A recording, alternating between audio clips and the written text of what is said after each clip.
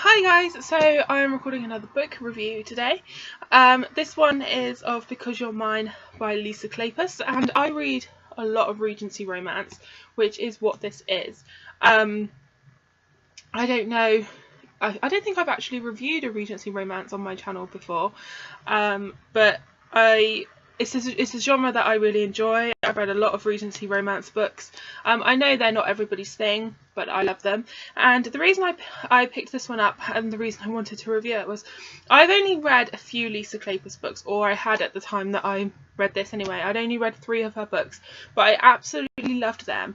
And as I was looking at my shelves, I was like, why haven't I read more of her books? I'm really confused. Like, why didn't I do that? I really enjoyed the 3 that I read, which was her Bow Street Runners series. But I was like, why haven't I read any more? So I picked up the Kindle version of Because You're Mine, which is actually the second book in like a duology, the Capitol Theatre duology, but they can be read as standalones. And I started reading it, and I read it in just 2 days. During the week I still had work, but I literally, when I could, I was reading it because I just absolutely couldn't put it down. So I will read you the synopsis. Because You're Mine. Lady Madeline Matthews would rather shame herself than sacrifice her freedom, which is why, to avoid a marriage to an ageing, lecherous lord, she seeks out the company of Logan Scott. A torrid affair with the notorious womanizer would surely condemn her in the eyes of good society. Though a legend in the bedchamber, Logan is, in truth, an intensely private man tormented by past betrayals. Now, a forward little minx is disrupting his life with her vibrant charm and unspoiled beauty, a high-spirited enchantress completely at sea in London's sophisticated world. But when what begins with a kiss threatens to blossom into something more rapturous and real, will Logan and Madeline have the courage to drop the mask they hide behind in the name of love? Gosh, I was doing so well until the end.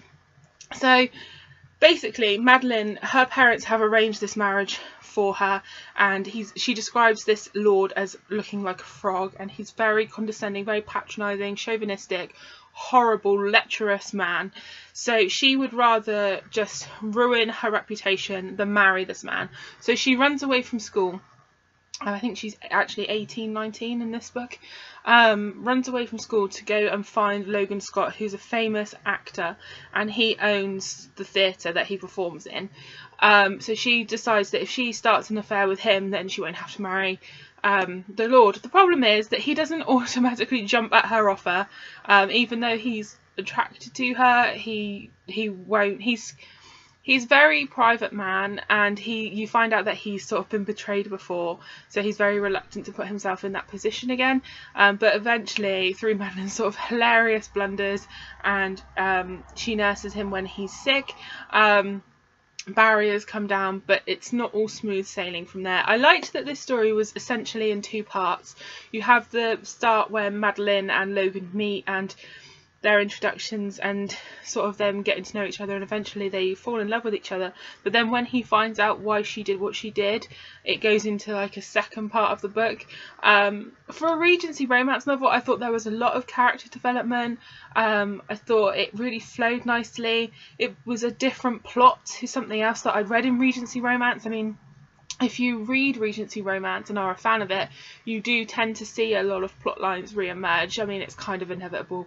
But I liked that this was kind of different to what I'd read before. Lisa Kleypas' writing, I thought, was actually really good. It really hooked me in. And I just absolutely, I loved the characters. Logan, I thought he was a great male lead. And Madeline, she was just so nice. And I know that sometimes we don't like characters that are too nice, or they're boring, or they're just too good. But she really was a sweet girl, and she had her reasons for doing what she did, but she genuinely fell in love with Logan. And she felt awful that she kind of had used him, because she did genuinely come to care for him and love him. And it was just, oh, I loved it. So basically, if you're a fan of Regency or historical romance and you haven't read this book, I highly recommend it. I wish that I could read it again for the first time, and I only read it a couple of weeks ago. But yeah, absolutely loved it. I loved it so much I had to buy a physical copy. I couldn't find one new, so I had to buy a used copy, but it's fine. So yeah, if you've read any books by Lisa Kleypas, and you want to recommend them to me in the comments below, please do, because I am looking to read some more of her books because I enjoyed this one so much. So yeah, or any other Regency romance that you want to recommend in the comments, because I'm always eager to know. I do like authors like Julia Quinn, Margaret McPhee, who else have we got? There's a couple of others. Sarah McLean I really like. There's a few, but I'm always interested in hearing more titles and more author suggestions. So thanks so much for watching, guys. Happy reading.